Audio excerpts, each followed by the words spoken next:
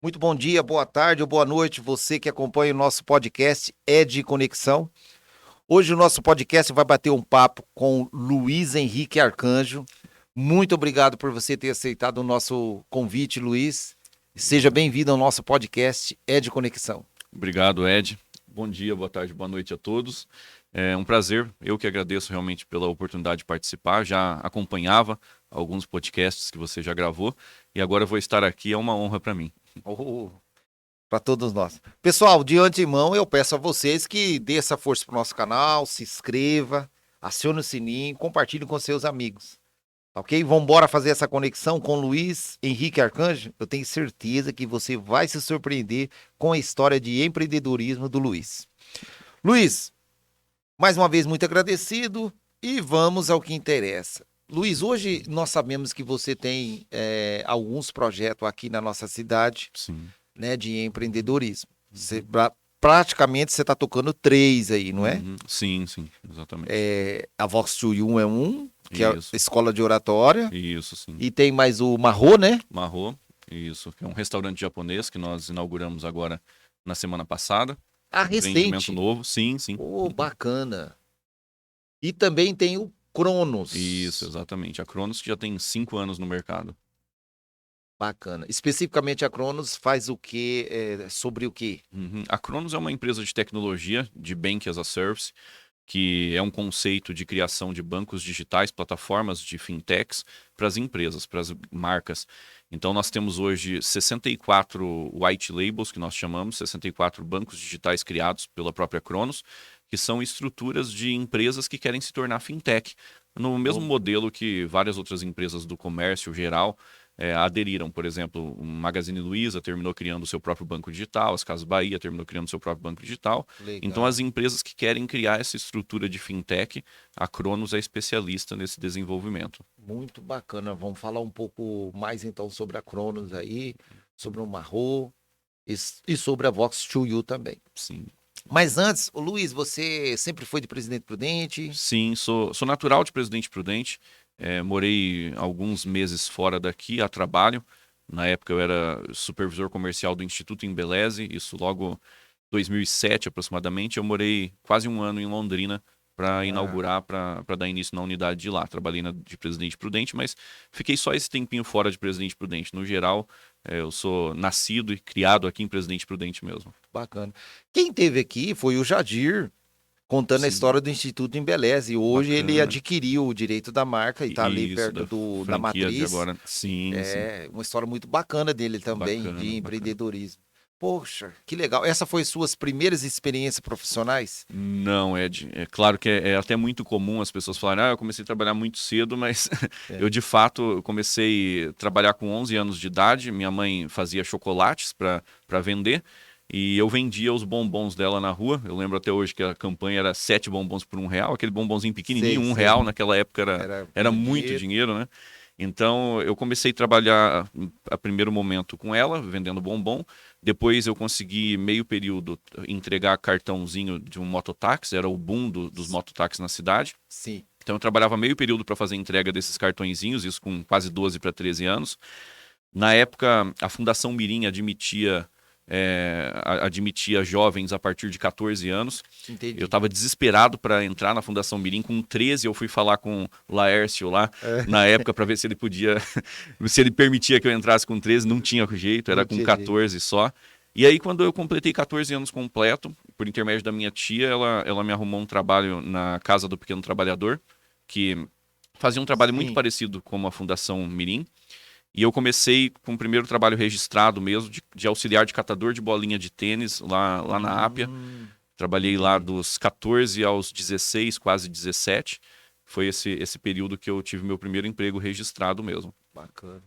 Bom, você queria mesmo, hein? Porque se você já estava entregando esses cartãozinhos, já estava entregando ali os docinhos ali, somente com 14, mas com 13 anos você já estava batendo na porta lá para ver se conseguia o seu espaço. Né? Sim. Minha mãe teve um problema grave de saúde, ela teve que se ausentar do trabalho, né? E como na época até então, meu irmão quando nasceu tinha 11 anos de um segundo casamento da minha mãe que não deu certo. Meu pai faleceu muito cedo, eu tinha 1 ano e 8 meses, então Puxa vida. aquela responsabilidade de Sei. dar uma vida melhor para a família me impulsionava realmente a Ah, trabalhar. Então foi dessa forma que eu iniciei. entendi. Bem, bacana. Aí você ficou ali catando bolinha de tênis lá na Ápia ou no Na tênis? Ápia, Na isso, na Ápia, Ápia, ficou um até tempo. aos 16 anos. Uhum. Tá. Foi o primeiro emprego registrado seu. Isso, primeiro emprego registrado, depois eu fui para São Paulo, foi um período que eu fiquei lá 4, 5 meses para trabalhar no McDonald's em São Paulo. Oh, que legal. Não me adaptei muito a ficar longe da mãe, até então era Entendi. quase que filho único, né? Sim. E aí voltei para Aí Prudente você de novo. voltou. Uhum, sim. Tá. E depois que você voltou, qual outra atividade profissional que você exerceu e o que sim. você estudou? Quando eu voltei, eu gostava muito de informática, embora não tinha computador. Eu lembro que eu ia para as lan houses daqui de Naquela Prudente, época na era época tinha febre. Muranet, alguma coisa assim. E eu ia para lan house, o pessoal ia para jogar, a noite inteira jogando lá, aquele corujão, né, famoso. Sim. E eu ficava a noite inteira mexendo no computador para aprender a usar o computador. Ah, tá. E aí eu comecei a dar aula de informática numa escola chamada Compway, aqui em Presidente Prudentes, quando eu tinha 17 anos. Olha, Comecei que legal. a dar aula de informática. De lá eu fui para RGB Seigo, para o Seigo, até o saudoso Seigo, é muito amigo até hoje, que eu fui trabalhar como técnico em informática lá. E em paralelo eu também dava aula de informática na Microlins. Comecei uma vaga de trabalho na Microlins. Sim. E foi da Microlins que eu ingressei para a área comercial. Ah, tá. Eu trabalhava na Microlins como professor de informática, mas eu gostava muito da bonificação que eles davam por renovação de matrícula.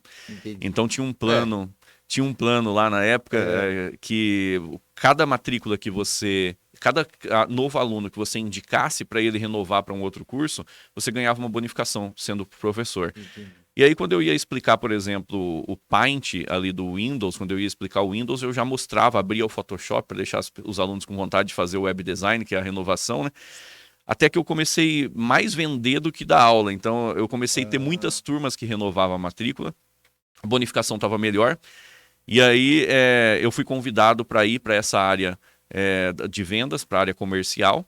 E ali eu me reconheci realmente como uma pessoa voltada para a área comercial. É diferente. Gosto muito de tecnologia, atuo na tecnologia, mas dali para frente eu comecei a atuar muito na frente comercial. Você estava com quantos anos nessa época? Nessa época com 19 para 20, isso. Que Logo bacana. fui convidado para ir para o Instituto Embeleze, que era do mesmo grupo, Era do mesmo a rede grupo? de franquias. Não isso. sabia. Era do Semenzato na época, a rede, tanto a Microlins quanto a Embeleze. O Semizato contou numa entrevista, nos podcasts que eu assisto tanto, Sim. que ele vendia coxinha também. Sim, Você não sei se começou já viu dessa essa forma, história. exatamente. Bacana. Ô Luiz, me fala uma coisa. O que você enxerga? Você falou aí que você já teve na parte técnica e na comercial. Sim. Comercial também me atrai, não sei o que é, cara. Mas o que você enxerga de diferente? Porque comercial não dá pra explicar, só quem vive que né? Tem muita gente que prefere ficar por detrás dos bastidores. Verdade. Mas qual que é o que te mexe, que te move, que você sentiu? Eu acho que a base, Ed, é que assim, todos nós somos vendedores, somos comerciantes, né? Às vezes nós não nos identificamos como tal ou não nos apresentamos como tal, mas venda é tudo na vida, em todo momento nós estamos vendendo, né? A partir do momento que você vai conquistar a pessoa amada, você oferece, ou seja, vende no bom sentido da palavra, aquilo que você tem de especial. Você não se apresenta para a pessoa que você gosta dizendo os seus maus, ou seja, não, eu tenho chulé, eu sou uma pessoa bacana, mas eu tenho chulé. Não, você vai dizer sempre o seu melhor, você vai vender sempre o seu melhor. Então, eu acho que mesmo as pessoas que não se identificam na área de vendas, que ficam mais no back office ali, no operacional, elas são vendedoras, porque ela precisa se vender como um bom profissional para ela estar ocupando essa área. Então, vendas eu acho que move o mundo, sabe? Eu gosto muito dessa área porque é encantadora nesse sentido, em todos os sentidos. Eu gosto muito também. Eu sou fascinado de venda. E mesmo, eu assisto alguns filmes, Luiz, que mostra assim, não especificamente está contando a história de um vendedor, que nem aquele filme famoso Em Busca da Felicidade de Will Smith, bacana. Mas um dos primeiros filmes que ficou marcado na minha cabeça foi daquela da Julia Roberts, Eric Brookfield. Não sei se você já assistiu. Uma história de uma advogada. Pode ser que assisti, mas não me lembro. Mas que filmaço. E ali, na verdade, ela tá Sim. vendendo ela como uma funcionária Uhum. exemplar. E aí depois Profissional, sim. conta uma história desse filme. Tá por aí. Que Sim, sim. filmaço. E aí você Uhum. vê que realmente, conforme você colocou, Uhum. todos nós somos vendedores. Nós Fato, estamos vendendo fato. nossa imagem, nosso A todo momento, né? profissionalismo. Uhum. Essa A é a todo momento. diferença. Eu sou apaixonado por negócio de venda, de Sim, sim. empreendedorismo de modo geral. Bacana, Luiz. Aí depois você, então, foi convidado para ir para o Instituto Embeleze, que era do Isso. mesmo grupo. Isso, do mesmo grupo de rede de franquias, né? Franqueados diferentes. No Instituto Embeleze eu fiquei cerca de 1 ano e meio, aqui em Presidente Prudente mesmo. Depois os franqueados de Presidente Prudente abriram em sociedade uma unidade em Londrina. Londrina. Me deram a oportunidade de ir para Londrina, lá. iniciar o trabalho lá em Londrina do zero. Começamos a unidade de lá. Em Londrina eu fiquei cerca de... esse período que eu fiquei fora de Presidente Prudente, cerca de 8, 9 meses. E aí eu ia casar, estava muito próximo do casamento. Tava com vontade de levar a esposa para lá, nós iríamos morar em Londrina, arrumei casa para lá e tudo mais. Só que quando eu vim para cá passar as férias, correr atrás das coisas do casamento, o Henry da Microlins, inclusive o atual franqueado da Microlins, me convidou para voltar, para assumir a parte de supervisão de vendas aqui da Microlins novamente. Sim. Como estar de volta junto com a família, aqui perto de novo, me atraía muito. Eu voltei para Presidente Prudente, fiquei um tempinho trabalhando na Microlins e dali para frente já comecei a empreender com um negócio próprio, já atuava, até na época que eu era professor de informática, eu vendia computadores para os alunos, eu mesmo montava, tinha conhecimento técnico para isso, vendia computadores para os alunos e aí, depois dessa passagem pela Microlins, eu atuei como representante comercial, mas em paralelo eu já mantinha o meu negócio. Você começou de a vendas explorar. online, isso, exatamente. Vendas online, Vendas Luiz? online. Naquela época, naquela quanto tempo época. isso atrás? Isso nós estamos falando aqui já 2012, 2013, por aí. 10 anos atrás. Sim, de vendas online. Montei um site de compra coletiva chamado Clube Micharia, aqui de Presidente Prudente. É verdade? Que legal, cara. Tinha o Denilson na época, talvez o pessoal vai se lembrar, porque o Denilson, ex-jogador de futebol da seleção, o atual comentarista da Band, ele era nosso parceiro e sócio da operação, então ele que fazia os comerciais, as propagandas do Clube Micharia. Ficamos 3 anos com o Clube Micharia, acabou um pouquinho o conceito, né, da compra coletiva, e aí eu comecei a empreender na área de vendas diretas. Mas deixa eu só pontuar uma coisa aqui que é curiosidade minha, acredito que muito telespectador talvez também tenha. Sim. Quando você montou esse conceito de compra coletiva 10 anos atrás, por um site, vendas online, né? Isso. Naquela época não tinha tanto... As pessoas ainda estavam meio assim, olhando de longe para comprar. Exatamente. Né? Quais foram alguns obstáculos, alguma dificuldade para vocês explorar isso aí? Sim. Eu me recordo que até na época era tão latente realmente essa questão das pessoas terem dúvidas sobre compras online, inserir as informações de cartão de crédito. Naquela época era algo ainda um pouco incomum atuar dessa maneira. Por isso que eu fiz a pergunta. Sim. O Clube Micharia, ele startou uma modalidade nova. Eu lembro que nós adquirimos um totem, nós fazíamos campanha em parceria com algumas lojas, até mesmo lá do Calçadão, que nós vendíamos o cupom offline também. Então, nós fomos o primeiro site de compra coletiva que tinha um canal online, mas as pessoas estavam passeando, por exemplo, no Calçadão, elas podiam ali na frente, na onde estava o nosso quiosque, e ela vê uma promoção do dia, que era a oferta do dia de um estabelecimento físico, que nós fazíamos essa oferta, ela poderia ali mesmo comprar o voucher dela, o cupom dela, mesmo sendo offline. Então, nós passeamos entre o mundo online e o offline para poder trazer essa credibilidade para as pessoas conhecerem que quando ela comprava offline, realmente ela recebia e funcionava, até ela ter aquela confiança de migrar e ir só para compra online. Já tinha muitas pessoas que já compravam online nessa época, mas aí, para nós conseguirmos ganhar a confiança das pessoas, nós migramos nessa estratégia de atuar online e offline ainda naquela época. Justamente para ganhar um alicerce, uma confiabilidade para o cliente. Exatamente. Rapaz, essa daí eu não sabia. Acho que muita gente não sabia, né? Muita gente. Né, Luiz? Principalmente aqui da nossa região aqui. Sim. Eu brinco até, né? Porque pela quantidade de coisas que eu que eu já fiz nessa vida. Eu sempre fui muito movido pela emoção e pela paixão de empreender. Sim. Então, sempre que eu vejo uma oportunidade, eu não perco o foco naquilo que eu estou fazendo, mas eu sempre busquei aproveitar as oportunidades, e a compra coletiva, para nós, caiu como uma oportunidade na época, realmente.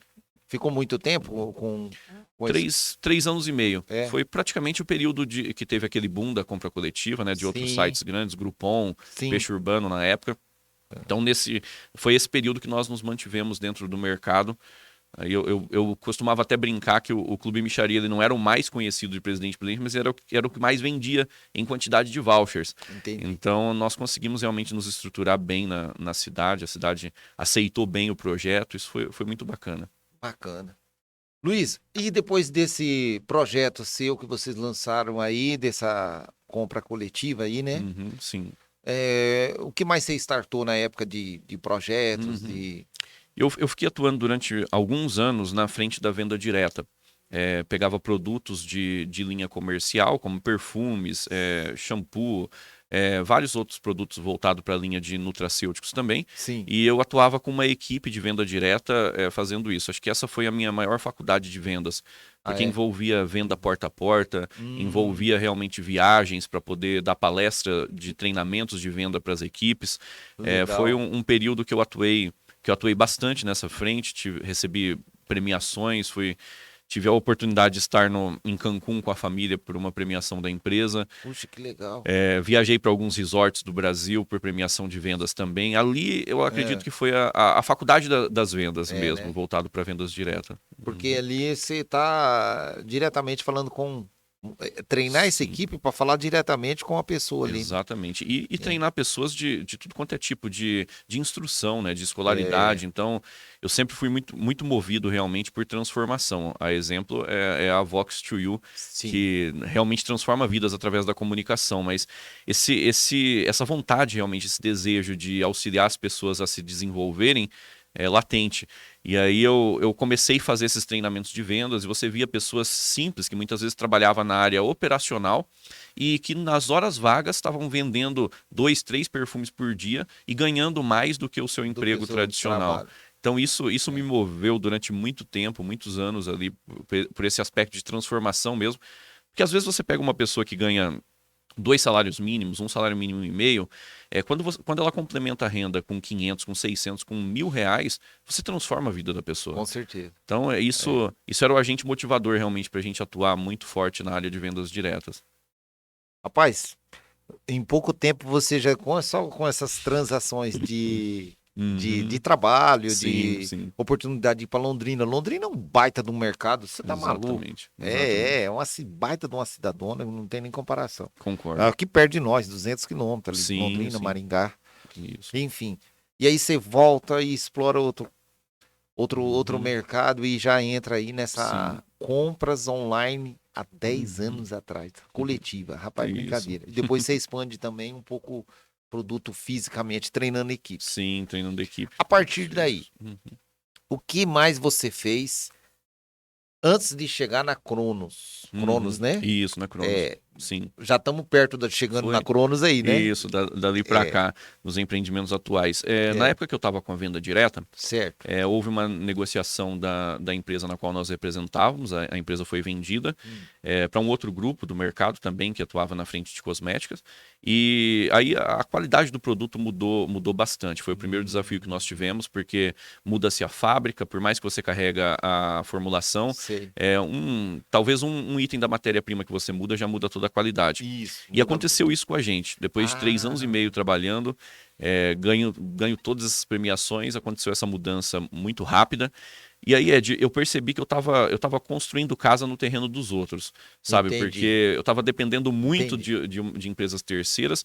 E aí, em paralelo, eu já estava representando essa empresa, mas em paralelo eu comecei a desenvolver a Cronos, junto com o Júnior Mosqueta, que é meu sócio da Cronos. Nós pegamos um trabalho para desenvolver, nós tínhamos uma agência de publicidade já há algum tempo atrás, em paralelo com o site de compra coletiva, em paralelo com outras atividades. E aí nós voltamos a nos reencontrar na sociedade.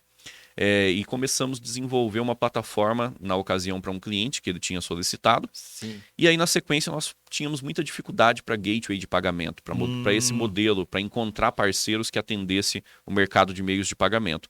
Foi aí que eu pensei, poxa, existe Nubank, o Nubank está fazendo muito sucesso. Há 5 anos atrás era aquele auge, né, do Nubank, de você só entrar se você era convidado. Sim. Todo mundo queria ter aquele cartãozinho roxo, né? E aí eu falei, poxa, se alguém fez é porque é possível fazer, né? E aí nós fomos atrás de entender como funcionava esse conceito de um banco, mas que não era um banco comercial, Sei. que era um banco digital.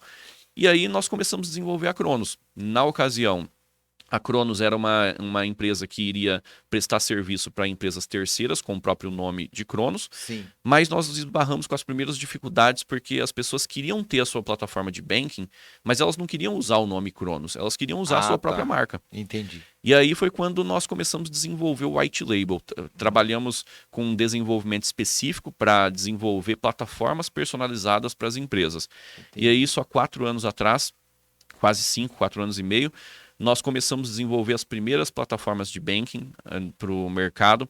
Começamos ali com 8 clientes. Inicialmente, no primeiro ano, eu me recordo que nós desenvolvemos 8 plataformas de bancos digitais, diferentes, de clientes espalhados pelo Brasil. Depois, no segundo ano, nós iniciamos com uma frente comercial muito ativa, com impulsionamentos em redes sociais, Facebook Ads, Google AdWords e tudo mais. E aí nós começamos a fazer um trabalho muito forte de divulgação online, até que a Cronos conseguiu se consolidar no mercado. Hoje nós estamos entre as maiores empresas do mercado brasileiro de Bank as a Service, de criação de plataformas de bancos digitais. Legal. E dali para cá, graças a este negócio, nós conseguimos focar em alguns outros empreendimentos, investir em alguns outros mercados. E aí foi quando surgiu a oportunidade da Vox2U e agora do Marro. Bacana. Então, vai falando ainda um pouquinho da Cronos, que Sim. eu quero explorar um pouquinho aí, bacana. Que tipo de cliente, porque aí você falou que usou aí o Facebook Ads, uma propaganda mais digital para explorar. Isso nós estamos falando há 4 anos, mais ou menos, atrás, certo? Para explorar. Que tipo de cliente vocês focavam? Tá. Por que eu estou te fazendo essa pergunta? Porque é o seguinte, já é um produto meio que PJ. Vocês vão oferecer para a pessoa jurídica, é muito correto? B2B, exatamente. Isso. Mas agora, quando vocês fazem um tráfego pago, digamos assim, o Facebook Ads, o Google Ads e assim por diante, ele vai pulverizar muito isso ou vocês direcionavam? Sim, o primeiro ponto foi nós encontrarmos a persona realmente do nosso público-alvo. Né? Entendi. Então, com a experiência desses primeiros 8 clientes, nós conseguimos entender qual era o perfil, qual eram os profissionais e os empresários que queriam desenvolver a sua própria fintech. Entendi. Porque muitas vezes acontece, por exemplo, uma rede de supermercados, ela tem uma carteira de cliente tremendamente grande, então 20, 25 mil clientes. E muitas vezes ela não explora isso.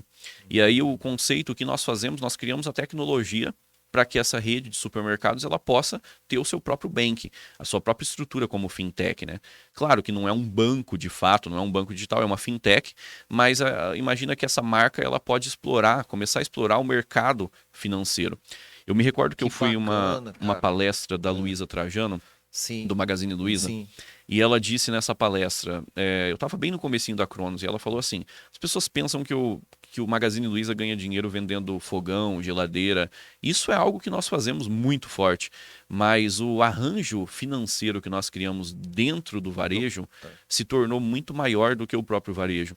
Então é você visualizar a oportunidade no seu negócio de gerar outros negócios no aspecto do mercado financeiro. É isso que nós fazemos como Cronos. Bacana. Bacana. Bom, tanto é que você citou aí a Luísa Trajano, ela saiu na frente nesse negócio de vender aí, Magalu aí, né? Sim. Cara, não tem nem o que falar. Verdade. Não tem nem o que falar. Verdade. Interessante isso aí. Então quer dizer que vocês vão desenvolver, digamos assim, uma tecnologia própria. Você citou aí um exemplo, rede de supermercado, que tem todos os seus clientes e ali fica dentro de eles mesmos criam como se fosse uma espécie de uma plataforma de um banco. Exatamente. Que legal. Onde ele pode oferecer serviços e descontos ali dentro, planos de premiação, muitas vezes para os seus colaboradores ali dentro, criando uma identidade própria, um cartão de crédito personalizado com a marca da empresa. Então, isso tudo é o que nós fazemos. Joia. Muito joia mesmo. Legal. E quantos, é você e mais o outro, você falou aí, Isso, na Cronos eu tenho um sócio, que é o Júnior. o Júnior. Isso, Ele é daqui também? ele é daqui de Presidente Prudente Ah, também, ele é legal. meu sócio na Cronos. Hoje nós temos 28 colaboradores diretos dentro da Cronos, Hum. fora os indiretos, que é alguns PJs que nós Sim, temos também contratos de contratação. Então a Cronos atua dessa maneira. bacana. Muito legal Sim. mesmo. E, e aí depois, você falou que depois da Cronos, aí você já tem uma base e Sim. agora você explora outros segmentos. Uhum, sim. E aí aparece a Vox to You. Como que a Isso. Vox to You apareceu? O que te chamou a atenção, Luiz, Uhum, para sim. explorar essa marca também? Bom, na época até um pouco antes da Cronos, quando eu estava atuando na frente de vendas diretas, eu fui fazer uma série de formações voltado para o desenvolvimento pessoal, né, de coach, entre outras formações, e eu me fascinei realmente por esse ponto de transformação de vidas. Eu sou palestrante oficial do livro O Poder da Ação, do Paulo Vieira, Hum, e tenho autorização de ministrar esses treinamentos. Ministrei alguns em Presidente Prudente e você vê a transformação de vidas, o brilho nos olhos da pessoa, ver o antes e o depois dela, é algo que nos motiva, sinceramente, muito mais do que tão somente a ascensão financeira. E aí o Pitágoras, um hum, grande amigo meu, amigo de igreja, é, ele me convidou para fazer uma consultoria para ele no sentido de um café. Ele falou: olha, eu tô conhecendo uma rede de franquias. Estou fazendo o curso online dela, de curso de escola de oratória, um curso de oratória, e eu queria que você analisasse. Ele me hum, chamou para isso. Ele falou: olha, você já tem experiência aí no mercado de empreendedorismo, eu queria que você analisasse um pouquinho essa rede é, comigo. E aí ele me mandou o material. Eu parei no final de semana para fazer a análise e eu fiquei encantado. Eu falei: "Peraí, uma escola de oratória é, que envolve programação neurolinguística na comunicação, é uma transformação realmente do indivíduo, do ser na é. totalidade, né? Porque a comunicação é tudo na vida. E como você já dava palestra, você Sim, já sabia de certas, né? casou, foi uma É, conexão muito forte, mas ainda era o negócio do Pitágoras. É, sim, o negócio entendi. que ele havia me convidado apenas para dar uma opinião para ele sobre o Ah, negócio. entendi. E aí eu olhei aquilo e falei: puxa, Pitágoras, olha, investe nesse mercado porque é um mar azul, como eles falam, né? É, Porque tem pouquíssima concorrência. Se você olhar hoje em Presidente Prudente, cursos de não tem. oratória. Dificilmente você encontra. Presencial, Você encontra algumas vezes cursos livres, rápidos, que acontecem com sazonalidades. sim, Mas uma academia de oratória mesmo, como é a Vox, é, com realmente mais de 120 técnicas, 80 dinâmicas. Então eu percebi que era uma coisa muito diferente, muito sim. superior ao que o mercado estava acostumado a receber. E aí eu dei uma opinião muito positiva para o Pitágoras. Falei: Pitágoras, fascinante, vai firme, investe nessa rede de franquias. Eu acredito muito nisso, acredito no desenvolvimento pessoal. E aí, de forma muito surpreendente, ele falou: É. puxa, Luiz, você gostou tanto, por que você não empreende junto comigo? Ela te convidou. Sim, e aí eu estava um pouquinho preocupado e É, receoso de já startar, iniciar um outro negócio, porque é. a gente estava começando a ascensão da Cronos, a Cronos estava começando a dar Hum, certo realmente no entendi. mercado, mas ele falou: não, vamos tocar junto, você entra como sócio investidor, eu entro como sócio operacional junto, a gente contrata supervisores e tudo mais, e vai dar certo. E de fato deu, tem dado certo, graças a Deus, né?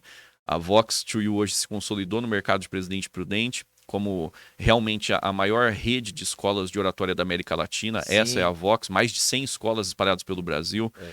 mais de 24 mil pessoas que já passaram pela Vox, já tiveram as suas vidas impactadas e transformadas pela arte de se comunicar. E aí eu falo que de todos os negócios, este é o que envolve propósito, sabe? Entendi. Porque quando você transforma a vida de uma pessoa, eu acho que vale muito mais do que qualquer outra coisa. Então, Não, isso é encantador. ali é bacana. Quando eu passei ali na Celestino Figueiredo uma vez, eu vi Vox to You, não Uhum, sabia que era, mas estava escrito Escola de Oratória. Eu uhum. falei, hã? Eu não acreditei. Eu falei, ah, vou parar aí Sim, uma hora, eu vou parar aí uma hora. sim, E aí sim. o dia eu parei lá, quem que eu encontro? Carol. Ah, Carol, é, perfeito. Carolzinha, aí é perfeita, Sim, sim. dinâmica, A Carol atenciosa. é fantástica. Ela É, tem um carisma, uma empatia é. pelo outro. É muito E aí, bacana. bacana. Uhum. Vamos lá, faço parte da turma do Gênesis, que foi a primeira Que lá, o legal. Uhum. pessoal tudo, network fantástico. E o Sim, que me é chamou muito bom. atenção também, quando a gente começa as aulas, muitos advogados, Sim, sim. né, Uhum. querendo melhorar a sua comunicação, sua dinâmica. Exatamente. Às vezes é muito bem tecnicamente, na hora de expressar, muitas vezes, é aquela Sim, sim. dificuldade, Tem razão. né? Uhum. Donos de empresa, puxa, eu fiquei encantado. Fato, É, fato. É transformador, realmente, porque isso. a comunicação existe uma estatística que diz que 85% dos brasileiros têm medo de falar em público e esse medo supera o medo da morte. Então, veja só, as pessoas têm menos medo de morrer do que de falar em público. As pessoas se desesperam muitas vezes para falar em público.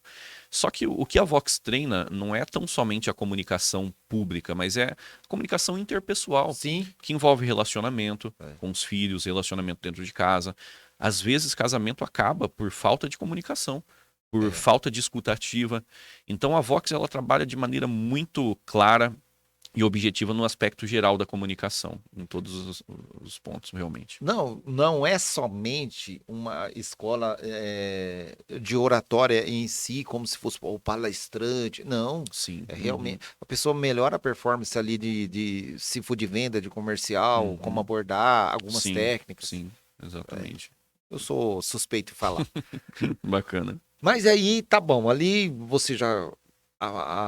E foi em plena pandemia, né? Plena pandemia. Nós adquirimos a franquia no comecinho da pandemia Hum. e, como todos, nós pensávamos que aquilo era coisa de 3 meses, né? Sim. A gente pensou, não, 3, 4 meses, isso passa, nós vamos inaugurar a unidade, vai estar tudo certo. E nós ficamos quase 1 ano e meio escolhendo ponto e a pandemia não acabava e não acabava e nós falamos, poxa, chegou um determinado ponto que nós falamos, não, nós vamos ter que inaugurar sim. Quando houve deixaram um pouco mais leve as restrições, né, daquele lockdown e tudo mais, flexibilizaram, foi quando nós inauguramos a unidade, aconteceu no dia 15 de setembro do ano passado, a Vox vai completar 1 ano de Presidente Prudente agora, dia 15 de setembro, e aí nós Iniciamos realmente pensando, poxa, vamos começar, vai ser um desafio, mas nós vamos ter que romper esse desafio. Tantos outros desafios que eu já passei na vida, esse seria só mais um, Só né? mais um. E aí nós iniciamos a unidade Presidente Prudente, logo nas primeiras semanas já formamos 2 turmas. A primeira, a Gênesis, que é a turma a qual você participa, e já fomos formando a segunda, a terceira. Hoje nós estamos indo para a 6ª turma dentro da Vox. Vai ter também um Intensivox, que é um intensivo de um final de semana agora, voltado também para as empresas. Nós atendemos muito cursos voltados para a empresa de in-company, para melhorar a comunicação interpessoal, relacionamento e principalmente vendas. Empresas que dependem muito do motor de vendas, do motor comercial. Nós aplicamos cursos voltados para essa área também. Não tem nem o que falar, né? Como vai melhorar o time, vai melhorar tudo, né? Sim, sim. Muito bacana, legal mesmo, ô Luiz. Luiz, e aí você chega numa rua ali, ó. Sim, sim. Um empreendimento bem diferente dos normais aí que nós acostumamos. O que despertou para você? É um restaurante japonês, certo? Sim. Como que você chegou? O que despertou? Uhum. Você é fã também muita gente gosto muito comida, da né? culinária japonesa, mas o que despertou realmente a abrir o restaurante japonês foi a oportunidade, Ed. Ah, tá. Eu vi um anúncio da venda do ponto ali deste local onde nós estamos. Onde você está? Na Avenida da Saudade, número 1071, ali bem pertinho do Campus 1, ali do calçadão do Campus 1, na rotatória Certo, ali certo. do cemitério e do calçadão. Sei. Bem naquela rotatória ali, o Marrô tá bem destacado ali agora com a parte de iluminação e tudo mais. Sim. E nós vimos um anúncio vendendo o ponto comercial. Na ocasião, eu fui falar com um rapaz de lá, do antigo local, porque ele cresceu muito o negócio dele, graças a Deus, uma pessoa muito, muito bacana também, nos ajudou muito no início do nosso negócio na culinária japonesa, nessa área. E aí ele cresceu demais o negócio dele, ele estava mudando para o centro. E aí nós fomos lá para negociar, eu fui lá primeiramente para negociar, para conversar com ele sobre a compra do ponto. E iria comprar o ponto, mas não sabia de verdade o que montar. Parece loucura, mas assim, às vezes eu vejo uma oportunidade nós primeiro agarramos a oportunidade para depois saber o que vamos fazer com ela, né? Entendi. Na minha vida inteira foi sempre assim. E aí eu fui tratar, negociar o ponto com ele. E aí, a primeiro momento, o objetivo não era nem ir para o mesmo segmento de culinária japonesa. Talvez era montar alguma outra coisa por causa do público da faculdade ali. O ônibus para sempre ali um pouquinho para frente, então todo mundo passa naquele Sim. local. E eu já tinha percebido isso. E aí, quando surgiu a oportunidade de comprar aquele ponto, nós fomos tratar e negociar. E aí eu pensei, puxa, o que nós vamos montar aqui? Eu lembrei, puxa, comida japonesa já testificou que deu certo, porque já tinha um restaurante aqui que cresceu e foi para outro local, porque não dava para ele atender pessoas por ali. E aí nós tivemos a oportunidade de tratar, negociar com ele, ele deu uma consultoria muito bacana para nós, para ingressar para este mercado. Contratamos um profissional que já atua há muitos anos, há mais de 5 anos no mercado de culinária japonesa, para poder ficar Sim. à frente ali da cozinha do restaurante. E aí nós começamos a empreender nessa área. Logo depois que nós adquirimos o ponto, vagou o salão ao lado, que se você olhar ali do lado direito, aquele salão onde está Marrô, Sim. antigamente era só o salãozinho pequenininho ali que nós íamos atender apenas delivery.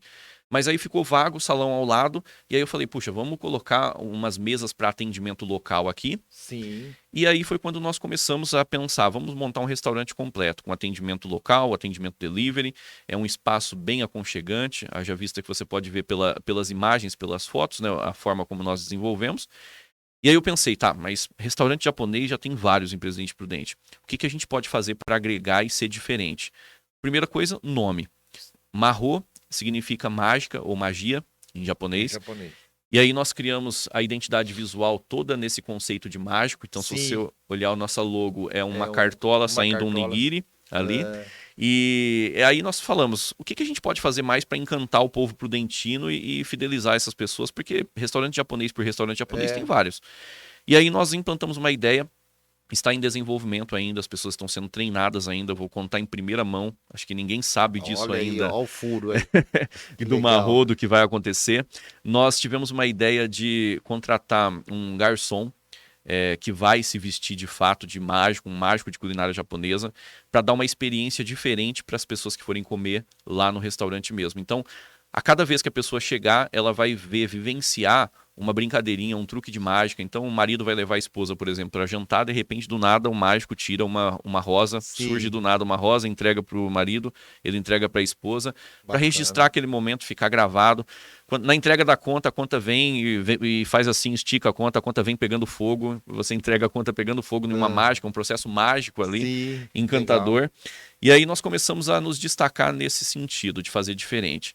Todo delivery, toda entrega que é feita do combinado, vai um presente especial, como se fosse um presente mágico. Então, algo que a pessoa não pediu, ela recebe na casa dela como um item adicional, para poder encantar realmente as pessoas que são apaixonadas pela culinária japonesa como eu. Luiz, deixa eu fazer uma pergunta aqui para você, porque você é um empreendedor nato, você não tem medo, você vislumbra, você vai, tal. Todas essas ideias, você tem alguém que compartilha? É um time ou sai da sua cabeça? Como que é isso? Sim. Essa ideia da mágica, o nome Marrô veio da ideia do meu irmão. Meu irmão é um dos sócios operadores nossos. Nós começamos a entender que para poder crescer e expandir para outros mercados, para outros segmentos, nós tínhamos que ter boas pessoas e pessoas de confiança ao nosso lado. Então, uma das nossas colaboradoras mais antigas, a Fernanda, é uma pessoa fantástica também, ela que entrou como sócia operadora do restaurante. Tá. Então ela saiu ela deixou de ser uma colaboradora nossa e virou nossa sócia de igual para igual em questões de percentual. E ela toca junto com o Leandro, que é o meu irmão que auxilia. E aí nesse momento que nós encontramos essa parceria para poder expandir o restaurante dessa maneira, nós começamos a ter outras ideias. Meu irmão teve a ideia do nome, e aí eu pensei, puxa, um nome mágico, Marrô, ok. Aí vamos pensar em um sushi mágico, um sushi diferente. E aí, como já tinha esse conceito de mágico, nós contratamos um mágico bem conhecido de São Paulo para dar treinamentos para a equipe. Então, nesse momento, a gente está iniciando os treinamentos. E essa foi uma ideia que partiu de mim mesmo, no sentido de fazer essa mágica. Na verdade, minha esposa deu uma deixa, ela comentou sobre fazer uma experiência diferente, mágica. E aí, juntos, nós falamos, puxa, vamos desenvolver isso e colocamos em prática. Você disse, Ed, uma coisa que tem muito a ver com o nosso método de fala. Você falou, não tem medo e vai empreender e tudo mais. Eu acho que assim, o segredo do empreendedorismo é você, mesmo que tenha medo, é você ir com medo mesmo. Por quê? A minha base de formação cristã, religiosa é cristã. Eu não consigo tirar Deus de nada da minha vida. Acho que as pessoas falam, não, tem que separar religião de negócio, religião disso, daquilo. Não, para mim eu não separo Deus de nada da minha vida. Até porque se eu tô aqui, se eu tô aqui, tudo que está acontecendo, com toda certeza e convicção, é porque ele nos deu capacidade para isso. E Jó, ele diz que o mal que eu mais temia me sobreveio. Quando Jó passa por toda aquela dificuldade, que até para quem não crê no aspecto religioso, mas pode ser no aspecto histórico, sabe que a Bíblia relata que Jó passou por uma luta, uma dificuldade tremenda, assim, com percas na vida. E eu passei por tudo isso no passado. Por muitas percas, dificuldades no empreendedorismo. A gente contou a parte boa, mas eu já passei por situações... Isso é bacana. Porque muitas vezes, você contando que parece que não teve nenhum perrengue na sua trajetória de empreendedorismo. Sim. E com certeza não é fácil. Tem muitos obstáculos. Exatamente, muitos. Eu já saí de uma empresa de 11 colaboradores para um nível de não ter comida dentro de casa, de passar dificuldade mesmo, assim, de um ano para o outro. Só que o grande diferencial que eu tiro dessa passagem, dessa palavra de Jó, que Jó diz assim, no momento que ele está em dificuldade, ele fala, o mal que eu mais temia me sobreveio, e aquilo que eu menos esperava me aconteceu. Então, ou seja, ele temia muito, ele tinha muito medo do mal que poderia acontecer com ele. E de fato aconteceu. Porque o autor de Provérbios diz que assim como o homem pensa em sua alma, assim ele é. Assim como ele pensa em sua mente, assim ele é. Então, o mal do empreendedor, muitas vezes, é ele começar o empreendedorismo com medo de quebrar. Porque se ele começar pensando e focado nisso, fatalmente vai acontecer. A fisiologia dele, tudo vai levar a isso. O medo paralisa, né? Então, acho que o que mais nos destaca, graças a Deus, nos nossos negócios, é não ter medo. Tanto eu quanto os meus sócios, tenho sócios diferentes em cada empreendimento, mas assim, são corajosos demais. A gente vai para cima e faz o que precisa ser feito realmente. Próximo empreendimento agora, que também é em primeira mão, é um restaurante chamado Época, ali no calçadão do Campus 1, que nós estamos já reformando, pertinho do Marrô, que nós vamos inaugurar ali. Ali vai ser atendimento self-service mesmo, para atender a demanda que tem ali do dia a dia dos estudantes, dos profissionais que atuam ali. E como fazer tudo isso ao mesmo tempo? Fé, força de vontade, crendo realmente que nós não somos autossuficientes em nada, dependemos sempre de um ser maior que nós, que no meu caso é Deus, e tendo a convicção e a certeza de que se você for e fazer tudo com perfeição e com muita força de vontade, as coisas verdadeiramente acontecem. E também você tem aí, você também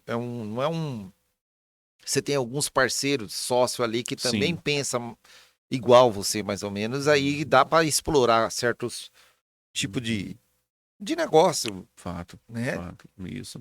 Isso é um diferencial também. Exatamente. Quando eu, só dando uma deixa aí, Luiz, quando eu fui comprar em 2008, eu tinha comprado uma mini escavadeira lá no Japão. Tá. De 1 tonelada. Eu sabia, aqui no Brasil não existia. Eu batia no Google, não existia. Bacana. Eu vou levar pro Brasil. Aí os amigos falavam, não, Eduardo, para com isso, Eduardo, isso aí não vira no Brasil. Enfim, resumindo a conversa, é igual você falou, com medo mesmo. Rapaz, é uma história que dá para escrever um livro. Sim. Não conseguia... Nenhum despachante aduaneira queria trazer uma mini escavadeira dentro de um container 40 pés, 20 pés. Não compensava, eles nem me atendiam. Sim. E olha que eu consegui contato dentro do Porto de Santos aí. Enfim. Aí eu não conseguia. Resumindo a conversa, eu mandei pro Chile. Certo. Peguei o avião, fui de encontro no Chile, prenderam minha máquina. Meu Deus. Porque o cara lá do Japão não pagou o cara aqui no Chile. Aí eu fui lá, paguei $500 para desembaraçar a minha máquina, mandei pro Paraguai, fiz todos os trâmites certinho dentro da fronteira em Foz do Iguaçu. E eu passei a máquina e cheguei em Presidente Prudente em 2009 com essa máquina. Perfeito, e comecei a trabalhar com ela, cara. Que bacana. 2 anos depois, eu e meu sócio na época, nós tínhamos comprado no Brasil mais 2 máquinas. E tava indo para frente. Hoje é forrado aqui na região. Mas esse é o segredo, né? Agora imagina, Ed, se você tivesse medo de fazer isso, se você tivesse medo de mandar essa máquina lá pro Chile, se você tivesse medo de ir pro Chile, se você tivesse medo de mandar ela pro Paraguai, o medo paralisa, você não faria nada. Então, e sem querer, você vai explorando um caminho que você nunca imagina. Quando eu liguei pro chileno, lá no Chile, aqui o brasileiro, tal. Uhum. Eu tinha um endereço, o telefone, né? Chegou uma máquina para Sim. mim lá do Japão, do Ernesto, tal. O cara Uhum. falou assim para mim: a máquina está cá, pero não pagaram a prata. Se não pagaram a plata, não leva a máquina. Eu Oxe. entendi mais ou menos assim, ó, a Sim, máquina está aqui, só que não me sim, sim. pagou. Se Aham. não pagou, não tira a máquina. Eu Puxa falei, vida. não, eu tô chegando aí, vou acertar com Uhum, o senhor. uhum. Peguei o avião aqui, cara. Sim. Eu falei, precisa de passaporte? Não, não precisa. América do Uhum. Sul. Eu peguei, fui para Santiago, Iquique. Na Sim. verdade, é uma cidade que fica lá em cima na fronteira com o Peru. Sim. Um dos, se eu não me engano, o maior porto da América do Sul. Um Uhum. dos maiores, pelo menos ali no Chile. Sim, sim. Só que lá, o que é ali? Eu descobri um outro mundo. Acredito. Todos os carros dos Estados Unidos, Japão, esses países mais ricos, onde tem colisão, Uhum. que não recupera mais, ou Sim. alguma batida, enchente, furacão, Sim. eles reúnem, é lixo isso aí. Nos Estados Unidos, no Uhum. Japão, é lixo. O que eles fazem? Muita gente compra e Sim. desova para os países mais pobres do mundo. É Entendi. onde vem tudo para lá para Iquique. Uhum. Então, é uma festa, é um Sim. mercado de carro, de motor, de câmbio, de tudo quanto é coisa. Sim, Por sim. isso que quando você está no Paraguai, Bolívia, Venezuela, esses países mais, digamos assim, Uhum. economicamente fracos, Sim. você vê esse mundaréu de carro japonês e também dos Uhum. Estados Unidos. E não passa para Entendi. cá justamente por Entendi. causa da lei. Eu acho que tá certo também. Sim, sim. Mas eu vi um outro mundo. E aí Imagino, entra o imagino. medo. Se você tivesse medo, você não comprava a máquina. Se você tivesse medo, você Exatamente. não mandava pro Chile. Se tivesse Uhum. medo, você não ia lá buscar. Se tivesse medo, não ia para cá, não ia, Tem e etc razão. e tal. Tem razão.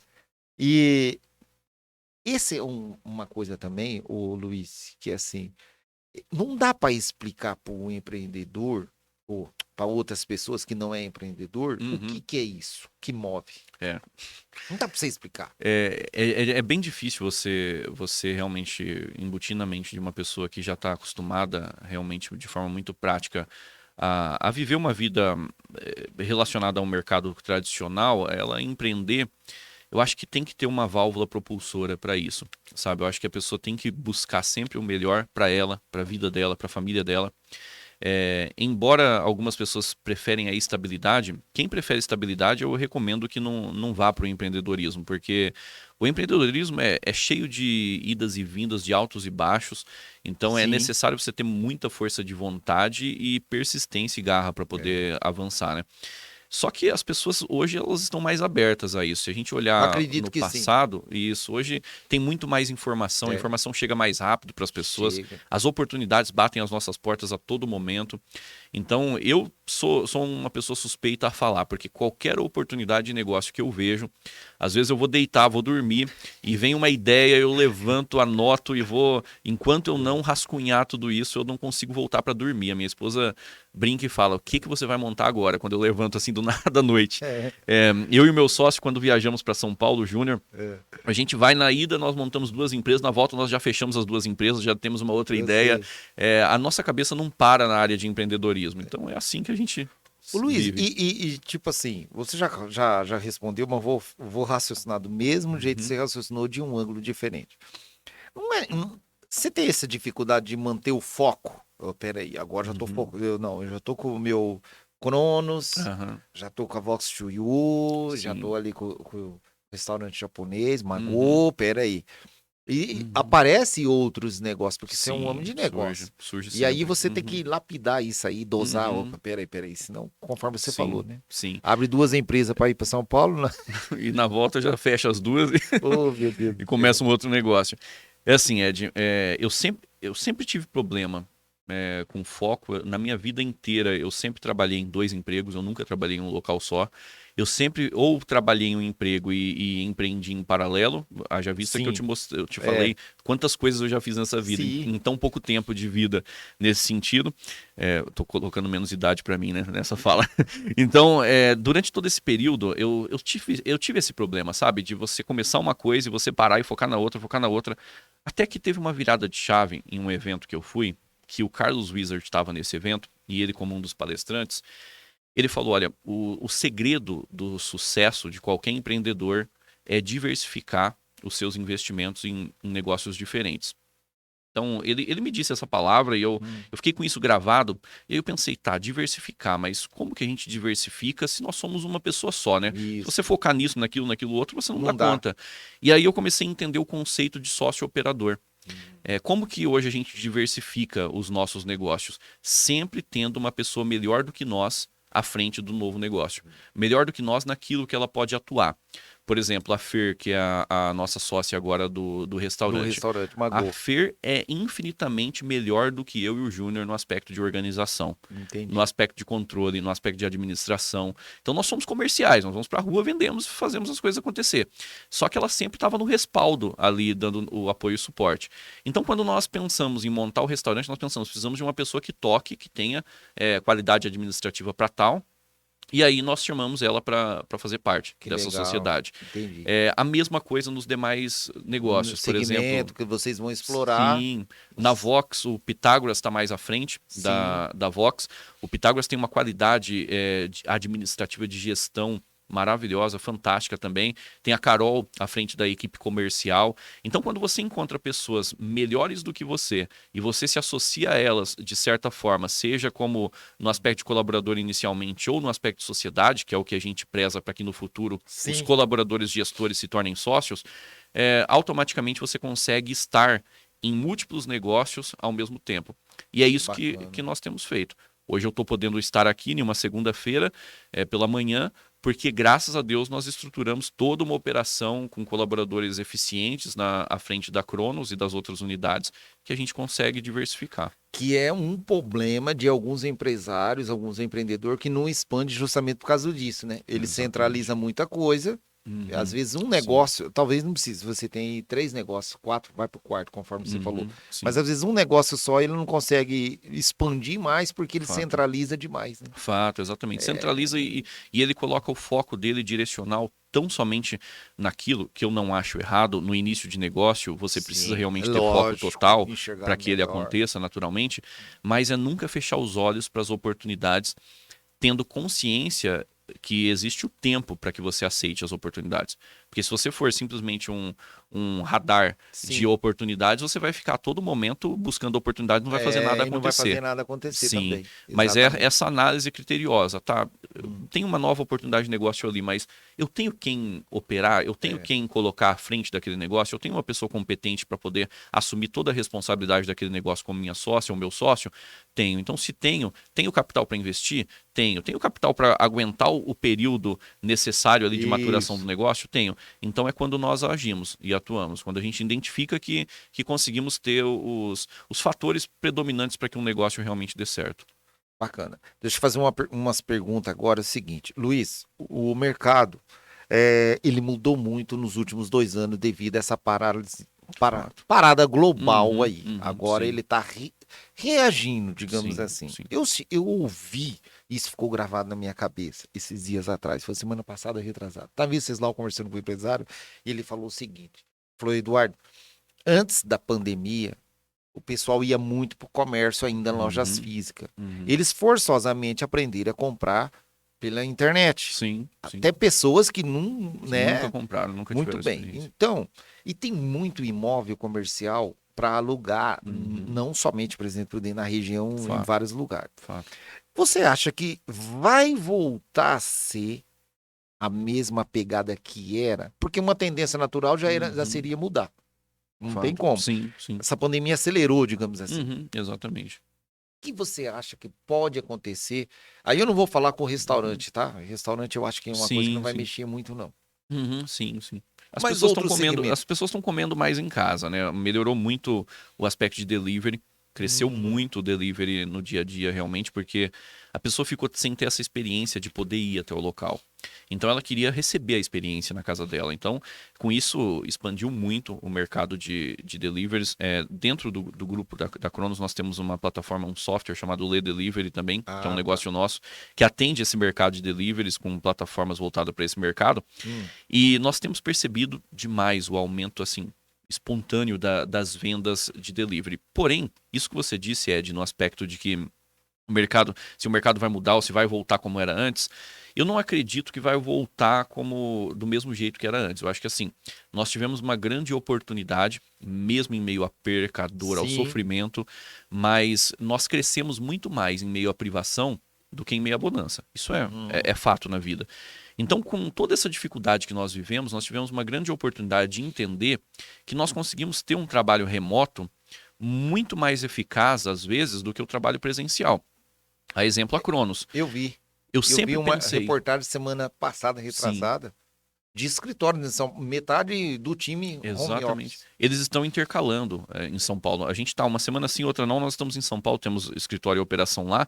E a gente percebe que lá os grandes escritórios, eles intercalam. Os profissionais estão indo segunda, quarta e sexta. E alguns vão na terça e na quinta. E na outra semana muda. E eles estão ficando mais home office. No começo, eu confesso que eu tinha um preconceito a respeito disso na área de desenvolvimento de sistema, que é a área que nós atuamos com a Cronos. Porque Sim. eu pensava, não, os desenvolvedores têm que estar perto. A gente tem que sentir, acompanhar como tá. Só que daí, logo no início da pandemia, nós começamos a ter a dificuldade de contratação. Presidente Prudente é um polo tecnológico, você sabe Sim. disso, né? Está aqui. Mas logo no início da pandemia, outros países começaram a contratar profissionais aqui da nossa cidade. Isso já acontecia, mas agora com muito mais ênfase. Então, tá difícil encontrar Sim. prudentino realmente na área de desenvolvimento, pessoas na área de desenvolvimento para contratar aqui local. E aí nós tivemos que abrir a nossa mente. Começamos a contratar pessoas de fora. Nós temos 2 desenvolvedores hoje que atuam com a gente, que é de Portugal, não é nem Bacana. aqui do Brasil. Temos um consultor nosso que atua nessa área de consultoria na Irlanda. Então, nós temos outras pessoas fora do nosso espaço aqui, fora do Brasil Brasil aí. e da cidade, que prestam um serviço de igual ou até de superior qualidade do que muitas vezes quando você tem o profissional ali debaixo do seu guarda-chuva no sentido de Entendi. monitoria. Então, o importante é você encontrar bons profissionais, né? E muitos desse pessoal falou que eles produzem mais, alguns dos colaboradores que eu vi na reportagem, eles produzem mais no home office Sim. do que às vezes. Dentro do escritório, é Rapaz, verdade. Uhum. você falou aí que você tem 2 colaboradores em Portugal e um na Irlanda, Sim. enfim, tá. Não precisa citar o salário. Mas me Uhum. fala assim, em Sim. comparação com um profissional do Brasil e um lá fora que ganha Uhum. em euro, não sei se Portugal também é euro, ou Sim, euro. Uhum. fica muito desproporcional, longe, ou como que é? É, Tudo vai da capacidade, é vai dar, lógico, né? isso, vai sempre dar capacidade, o valor Sim, naturalmente de ganho. Só que assim, o mercado brasileiro de desenvolvimento de sistemas, as pessoas que estão ingressando nessa área sabem do que eu estou falando e os profissionais que já estão também sabem. Assim, ele cresceu muito a ponto de que tem muito mais demanda do que profissionais para atender essa demanda. sim, Então, naturalmente, a média de ganho e a média de remuneração de um profissional desse se torna maior. Então, entendi. aqui no Brasil, nós estamos tendo uma média de remuneração dos desenvolvedores que atuam nessa área superior à média que acontecia no passado, graças ao fato de que Sim, essas empresas de fora estão contratando os é. profissionais brasileiros. Então, a nossa média de remuneração do Brasil, ela termina sendo compatível com a média de Ah, remuneração que bacana. você Lá paga de em outros fora. países que recebem em euro e tudo Legal. mais. Então, a gente consegue fazer esse intercâmbio, esse equilíbrio graças a isso. Mas claro que depende também da capacidade de cada profissional. Nós temos profissionais que ganham 3, 4 vezes mais do que outros, porque Sim, é o nível de desenvolvimento desse é profissional, outro. realmente. Uhum. A coisa tá tão assim séria que acho que você já ficou sabendo. Meu menino tava falando, pai, várias empresas de Presidente Prudente colocou lá dentro da faculdade uma sala, Sim. Uhum. para fazer o serviço para os alunos que mergulharam no Uhum. ciência de computação, Sim, sistema, sim. já poderem fazer tipo um estágio remunerado ali dentro, Exatamente. lá dentro Exatamente. da Uhum. faculdade, Uhum. entendeu? Fato, é isso mesmo. De tão carente que tá essa, Sim, né? sim. Tem empresas que já estão investindo, antes mesmo da formação dos profissionais dessa área, estão investindo na formação. Então, muitas empresas que pegam esses colaboradores, essas pessoas que têm perfil, que querem atuar na área de desenvolvimento, de análise e desenvolvimento de sistemas, e acompanham esse profissional, desde a faculdade até a formação, até o desenvolvimento, para que ele possa atuar dentro dessa empresa. Claro, com contrato e tudo mais, Lógico. mas isso está se tornando cada vez mais real. Bacana. Luiz, ficou alguma coisa que você gostaria de abordar de nosso bate-papo? Eu acho que eu tô bem satisfeito, Ed, com a oportunidade que você me deu realmente de colaborar. Acho que se alguém ouvir esse podcast e em alguma das palavras que nós trocamos aqui, que nós falamos, essa pessoa puder ter uma virada de chave, acho que para mim já valeu a pena. Sabe, eu sou muito crente de que quando nós cuidamos de pessoas, Deus cuida de nós. Então, acho que o senso realmente de nós cuidarmos do outro, de acompanharmos e valorizarmos e fazer com que essas pessoas cresçam junto com a gente, claro, para aqueles que querem, né? Porque quem não quer, não adianta você tentar carregar, né? Não adianta. Mas para aqueles que querem crescer, eu acho que é fundamental. Então, para aqueles que acompanharam esse podcast, eu desejo muito sucesso, persistência, garra, resiliência, e se tiver medo, vai com medo e não foca no medo, porque se focar no medo as coisas não vão acontecer. Ó, eu que agradeço, Luiz, pela sua história. Eu sabia que você tinha o Vox 2U, né? Sabia que você tinha outros segmentos, mas não sabia qual. E eu faço questão, às vezes, de não me inteirar muito, Sim, para ficar um pouco surpreso para mim mais fazer natural. algumas perguntas aí. Eu agradeço muito você. Eu que agradeço. Outras oportunidades, outros negócios que você fizer futuramente, nós vamos trocar essas informações. Será um prazer. Né? E eu só tenho a agradecer você ter dispensado aí um tempo Eu que da agradeço. sua agenda apertada aí, vim aqui contar nossa história para o pessoal que está em casa, Sim. o telespectador. Foi uma grande oportunidade, eu agradeço a todos que estão acompanhando também esse podcast e com toda certeza eu vou estar à disposição para sempre que for convidado. Pessoal, se inscreva no canal, acione o sininho, compartilhe vídeos como esse. Toda semana vai subir 1 ou 2 vídeos de história de empreendedores da nossa região. Assim como foi hoje do Luiz Henrique. Muito agradecido com vocês e até a próxima. Obrigado, até mais.